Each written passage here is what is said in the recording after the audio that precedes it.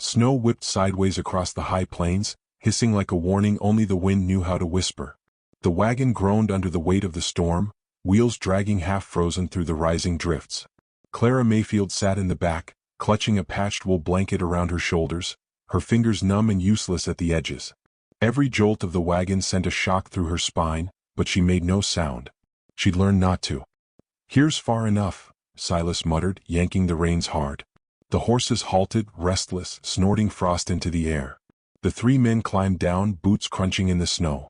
None of them looked at her directly. Silas's brother Josiah spat into the wind. "She ain't gonna make it another mile anyhow." Clara's heart pounded. Something unspoken churned between the men. She'd felt it all morning, their silence too cold, too final. "Silas." Her voice came out a rasp, unsure. "Is something wrong?" He turned his back. That was answer enough. Josiah and Levi climbed into the wagon bed. Levi grunted as he grabbed her arm. "Come on, Clara." She clutched the side. "Why? You're getting off."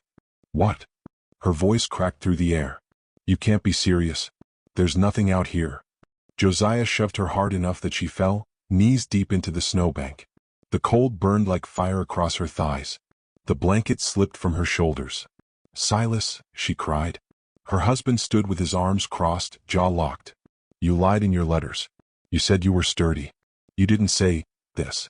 "I said I could cook clean, I never lied." "You're a burden," he said flatly. "A man's got to survive the winter, not carry extra weight for the trail." The words slammed into her harder than any fist. Her mouth opened, but no words came out. Only steam. Only sorrow. Levi tossed down a stale heel of bread and a dented canteen. "That ought to get you through the night," Josiah sneered. "If not, well, wolves gotta eat too." The three of them laughed, low and bitter, and climbed back onto the wagon. Silas didn't even look back as they turned and rode off, wagon rattling over frozen stone. Within minutes, only hoofprints remained, half swallowed by the storm. Clara stared after them, then down at her hands. Her gloves were gone, her dress too thin. She was alone. No, not alone. The wind was here, the snow, and the fear. Her legs refused to move at first. They trembled, useless. But death had no patience, and neither did she. One step, then another. She staggered through the blank white silence, dragging her feet, her breath coming in wheezes. Her thoughts flickered like dying lanterns, faces from her past, letters she'd written, dreams of warm porches and children's laughter. All of it curling inward like burned pages. Minutes bled into hours. Or maybe it was less. Time had become a cruel trick, stretching and snapping. The storm grew thicker, swallowing her whole. She collapsed once, then twice. Her knees hit ice. Her cheek touched snow. She thought she heard music. Her mother's voice. A hymn sung soft under the cottonwood trees back home. But the trees were gone. So was home. She curled on her side, arms over her chest. She should be angry. She should scream, curse, demand justice. But all she felt was tired. Bone-deep tired. Her eyelids drooped. Just a minute, she told herself. Just to rest. Then she heard it. A crunch. Steady. Deliberate. Boots. Her breath caught. Her eyes blinked open barely. A man stood before her, shadowed by the storm. Broad-shouldered, tall, wrapped in a fur-lined coat with feathers tied into one braid that brushed his collarbone. His skin was dark as wet earth, his eyes dark too, still, unreadable. He crouched beside her. Didn't speak. Clara flinched. Her lips barely moved. "Please. I don't want trouble." The man studied her. Not the way Silas did, not with judgment or disgust. He saw her. Not just the size of her body, but the weight in her eyes. "You're freezing," he said finally. He slid his arms under her without asking. Lifted her like she weighed nothing at all. She gasped, part pain, part disbelief. The warmth of his coat hit her face. He carried her through the storm like a man born of it, sure-footed and fast, cutting through the blizzard's teeth. The snow howled, but it couldn't touch him. Or her. He never said his name. She never asked. She drifted in and out of darkness, cradled in his arms. The wind gave way to rock. Canyon walls rose like stone guardians. Smoke curled from a fire pit nestled in a hollow of red stone and cedar trees. He brought her inside a small hut built from hides and timber. The fire already crackled, and animal pelts lay layered like earth. He placed her down beside the heat, covering her with thick woven blankets. She should have said thank you, or asked who he was. But her lips betrayed her again. Her eyes gave up first. She passed out. She dreamed of laughter. When she woke, it was to the smell of rabbit stew. The fire glowed low. The storm had calmed. Outside, the world remained white, but inside she was warm. She sat up too fast and winced. The man sat a few feet away, sharpening a knife. He didn't look at her. "Eat," he said. She stared. "Why?" "You were dying." "I still might be." "Not today." He handed her a bowl. Her fingers shook as she accepted it. They didn't speak for a long while. The stew was good, better than anything she'd had in weeks. The heat worked its way into her bones, into her thoughts. Finally she dared ask, "What's your name?" He paused, looked at her directly. "Taji." She repeated it under her breath. It sounded like thunder behind stone. "I'm Clara." He nodded once, as if that was enough. She set the bowl down, staring into the fire. "My husband left me," she said. "Said I was too much woman for the winter." Taji didn't reply, didn't ask questions. But his silence was different from the silence of those who judged. His silence made room. She wrapped the blanket tighter. Her voice dropped to a whisper. "I thought I was going to die." "You still might," he said. "But not today." The wind outside pressed against the walls, testing the seams. But the fire didn't flicker. The hut didn't shake. Inside she felt something settle. Not safety. Not yet. But the first fragile thread of something she hadn't known she'd been longing for. She looked across the fire at the man who'd carried her from the jaws of death without a word, who hadn't stared or flinched or looked away. And for the first time in a long while, Clara Mayfield began to wonder, what else had the world lied to her about? The canyon didn't wake gently. It breathed with the hush of snowmelt, the rustle of branches heavy with frost, and the distant shriek of a hawk circling high above stone ridges. Clara sat near the fire, blanket around her shoulders, her skin sore where cold had once bitten deep. Taji moved without sound. He added wood to the flames and checked the rabbit snares before the sun had cleared the peaks. He didn't speak unless he needed to. His presence wasn't loud, but it filled the space. Clara had never met a man who didn't shrink from silence. She tried to read him as he worked, his dark hair tied in leather cord, his hands steady and worn with calluses. When he moved, it was like watching a wolf cross open land. Alert, economical, never wasting motion. After days of walking on eggshells around men who measured her by how much space she took, Taji's indifference felt strange. No questions. No pity. No side glances. As if he wasn't waiting for her to earn the right to exist. She noticed how he watched the sky more than he watched her. On the third morning she asked, "Do you live alone?" He gave a slight nod. "Long time now." "Because you want to?" Taji didn't answer right away. He was stirring a pot over the fire. His voice came quiet. "People are no place to rest." Clara looked into the flames. "Sometimes I think people see a body before they ever see a soul." "You speak truth," he said. "Many do not look past what they fear or hate." She turned her eyes on him, searching. "And you? What do you see?" Taji met her gaze. "I see someone still standing." A strange warmth bloomed in her chest, dangerous, unfamiliar. She looked away before it made her tremble. Later, as the wind picked up again, Clara offered to help. "I can cook, or something." Taji handed her a knife and a pine branch. "Carve the bark off. For kindling." The blade felt awkward in her fingers. Her hands weren't delicate. They were made for dough, for quilts, not for knives. But she scraped, slow and careful. The pine shavings curled into her lap. When she glanced up, Taji had turned slightly, watching her. Not judging. Just observing. His expression unreadable. That night, she burned herself trying to shift the pot. "Damn it," she hissed, shaking her hand. Taji was beside her before she could flinch. He took her wrist, turned it gently in his calloused hands, and dipped the cloth in cool water. "You act strong," he murmured. "But strong doesn't mean you never hurt." She didn't breathe as he wrapped her palm, his touch careful, his silence tender. The quiet around them deepened into something that felt like trust. In the days that followed, the rhythms between them began to hum. Clara swept the hut. She mended one of his torn shirts. He let her feed the goats, though she could never quite keep them from knocking her into the snow. One night, she looked at him over the fire and asked, "Why did you bring me here?" "You could have left me." He didn't blink. "Because someone else already did." She laughed once, dry and bitter. "They said I was too fat to be worth saving. Too heavy to survive the cold." Taji's brow furrowed. "You were not heavy when I carried you. Only half alive." She opened her mouth, then shut it. His words dug deep, not like an insult but like an uprooting. A belief she'd held for so long beginning to loosen its grip. He gestured toward her shoulders. You carry many things. None of them your fault.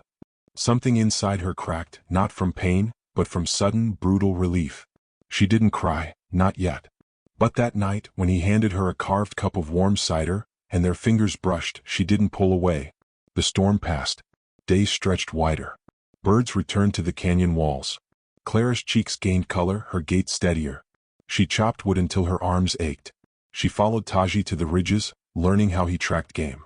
She listened when he told her about the stones that whispered when the earth trembled. He never once called her weak. And so, little by little, she stopped believing she was. They sat together often in the late dusk, watching the fire, saying little. And yet everything changed in those silences. One evening, he handed her a small bundle wrapped in hide. For you, he said.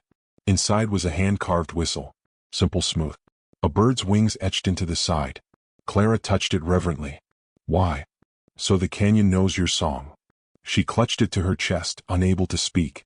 The next day she asked him if he'd ever been married. He shook his head. Not aloud. Not after the war. What war? His expression shifted. One most never knew existed. A war of silence. Of vanished brothers. Of broken treaties. She waited, not pushing. He finally said, I killed a man. Then ran. Why? She asked gently. Because he came to kill me first. Because my people were meant to vanish. I didn't. She nodded slowly. Then we have something in common. Taji tilted his head. What is that? I wasn't meant to survive either. They looked at each other for a long time. Something unsaid passed between them like fire beneath frost. That night, as they sat close by the fire, the goats restless outside, he looked up suddenly, tense. Clara froze. What is it? He didn't answer. He moved to the door, stepping out into the moonlight. His eyes scanned the cliffs. She followed him, wrapping the blanket tight. Tracks, he said. New ones. Fresh. Animal? No, he knelt and touched the ground. Men.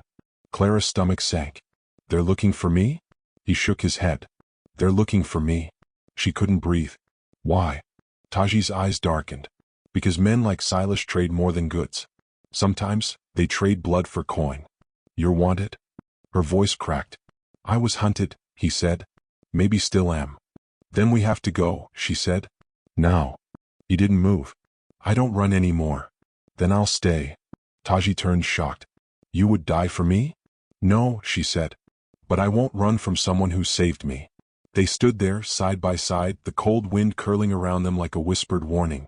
Clara's heart thudded like hooves. Her old self, the woman who flinched, who apologized for her size, her presence, had no place here now. Not in this canyon. Not beside this man who saw her fully. She looked up at him. We fight. Taji nodded once. We fight. She reached for the whistle he carved, the one that sang her name to the canyon. The wind stilled for a moment. The world held its breath. The storm had passed, but a new one was coming. And this time, Clara wouldn't be caught shivering in the snow. She would be standing, eyes open, unafraid. Because someone hadn't looked away, and now neither would she. The morning broke with blood-red light spilling over the ridgeline, painting the canyon walls like a warning. Taji moved before the sun reached the floor, scanning the edges of their shelter with practiced eyes, muscles tense, hands near his knife at all times. Clara watched him from the doorway. She knew the shape of fear now, but also the shape of resolve.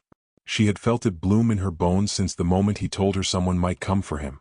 Or maybe for them both. She didn't ask him to explain further. She didn't need to. The truth was already in the air, thick, electric. It whispered from the broken tracks in the snow and the birds that no longer sang. Taji wasn't just hiding from justice. He was hiding from men who believed justice belonged to the cruel and the loud. Clara had lived that kind of justice her whole life. When they rode into the canyon, they brought the stench of arrogance before they ever came into view. 3 men. 2 horses. 1 grudge dressed up like a bounty. Clara saw him first. Silas. Her breath hitched. He hadn't changed. Still tall, still lean. Still wrapped in that air of superiority that made others shrink around him. But she didn't shrink. Not now. Not anymore. Taji pulled her back from the window. They don't know where we are. Let them pass. She shook her head. He's not passing through. He's come for you. He'll take me if he sees me. I won't let that happen. Her jaw tightened. Then we make sure he never gets the chance. Taji gave her a look, half warning, half wonder. There was steel in her now. He had seen the ember when she'd arrived. Now it was catching fire. They spent the day laying false trails and digging traps in the snowbanks near the lower pass. Clara helped without hesitation, dragging branches, packing snow, tying stones with rope to collapse when needed. Her body ached, but she didn't complain. She had been thrown away like spoiled meat. Now she moved like someone reclaiming every bone, every breath, every step. There was no more shame in her sweat. Only pride. By sundown, the canyon was quiet again. They sat by the fire, but neither spoke. The next morning, a rifle cracked through the dawn. Clara jerked up, heart pounding. Taji was already moving, loading his bow, grabbing his knife. Then came the voice, low, mocking, too familiar. "Clara, you alive down there?" Silas's drawl echoed down the canyon wall. She stepped into the open without thinking, fury flaring behind her ribs. "I was alive the day you left me," she shouted. There was a pause. Then laughter. "Well, I'll be damned," he called back. "Thought maybe the wolves got ya. They weren't the ones who left me to die." He stepped into view at the ridgeline, rifle in hand, smug smile curling his lips. Josiah and another man flanked him. "Well," he said, voice syrupy with poison, "seems you found yourself a— what is he, Clara? Your tracker? Or your lapdog?" Taji stepped out from behind her, bow drawn, eyes like carved stone. Silas's smirk faltered for a breath. "You'll come quietly," he said. "We got a bounty on your brave redskin. Turns out killin' soldiers don't pay like it used to." Taji spoke for the first time. "You'll leave. Or you'll bleed." Josiah raised his rifle. "I say we take both of them. Teach the fat sow and her warrior not to play house in stolen canyons." It happened fast. A rope snapped from the snowbank. A stone dropped. Josiah's horse screamed as it stumbled into the trap and collapsed, throwing him hard. The other man panicked and fired blindly.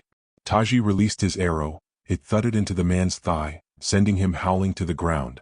Silas wheeled his horse and fled, firing a single shot back toward Clara. The bullet missed. Barely. But she didn't duck. She stood tall at the mouth of the canyon, watching the coward ride away with fury in her eyes and breath like fire in the cold. Later, she found Taji binding the wounded man's leg. "You should have killed them," she said. "I don't kill unless I must. They would have killed you. Then let them be the ones who carry that weight."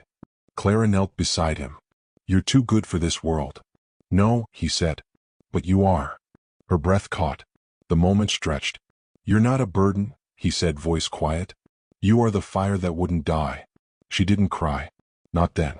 But her fingers reached for his without hesitation. The wounded man begged to be spared. Taji made him swear to tell the others the canyon was death to intruders. The man nodded through gritted teeth, and they left him near the trail with a walking stick and a warning carved in the trees. By dusk the quiet returned. Clara sat by the fire, tracing the grain in the wooden whistle he had given her. The flames reflected in her eyes. She looked up at Taji. "They'll come again." "Yes," he said. "We'll be ready." He smiled, soft and rare. "You already are." The shadows danced on the walls, but they didn't feel like threats anymore. They felt like reminders of what they'd survived, of what they'd become. Clara leaned back against the log wall, the warmth of the fire curling around her shoulders. Her scars were still healing. Her anger still lived inside her. But so did something else now, something stronger. The world had tried to bury her. But fire, when it finds shelter, doesn't go out. It learns to burn brighter. The snow had melted into rivulets, carving paths down the canyon walls like memory through stone. Spring breathed life where death had once lingered, and with each thaw, Clara moved freer, her steps lighter, her heart no longer chained to shame. She no longer counted the days since Silas had fled. He would not return, not now, not after being bested by the woman he'd once left for dead. His pride would keep him distant, and if not, her fire would. What mattered now was what remained, what endured. Clara stood outside the hut, sleeves rolled, arms dusted with flour, cheeks flushed from wind and work. She had just finished kneading bread when the children arrived. 2 girls and a boy from a nearby Navajo family who brought herbs and honey in trade. They came often now, drawn to her laughter, to the way she told stories while cooking or teaching them to sew strong seams. Taji watched from a distance, knife in hand, carving a new handle for her pot. His eyes softened whenever she laughed, especially when she laughed like she'd forgotten she was once broken. That night, beneath a canvas of stars, Taji finally spoke the words that had lingered between them since the moment he carried her from the snow. "I never told you," he began, voice quiet, "what I thought when I saw you." She looked up, stilling her hands on the wooden cup she'd been sanding. "I thought, this woman does not want to die. Even when death has already begun. I knew then. I had no right to let the world finish what it had started." Her throat tightened. "And now," he said, "you are the one who reminds me to live." She set the cup aside, walked toward him, took his face gently in her hands. No vows were spoken. No rings exchanged. Just silence, soft as new grass, and the promise carried in touch and time. But peace does not sit long in places the world wants to forget. 3 riders appeared one morning, cloaked in dust and government badges, boots too clean for real trail work. One held a paper, an old bounty for Taji's head. The man he'd killed had been a U.S. corporal, never mind that the corporal had burned a village before dying. The lead agent dismounted, called out, "We've come for the Navajo." Clara stepped forward, apron still on, hair braided back, eyes steady as a hawk's. "There's no one here who belongs to you." The man sneered. "You aiding a fugitive, miss? I'm aiding the man who saved my life. And if you try to take him, you'll find the canyon less friendly than it looks." Behind her, Taji emerged, bow slung, calm as ever. "I didn't run before. I won't now." The soldiers drew their weapons, but Clara didn't flinch. A shot rang out, but not from them. From above. The children's uncle, perched on the ridge, had been waiting. His rifle cracked again. The soldiers panicked, scrambled for cover. One shouted into the wind, "You'll regret this." Clara stepped forward again. "No, sir. I regret nothing. Not surviving. Not staying. And not loving the man you call a fugitive." The men retreated, bloodless and shaken. They would not return.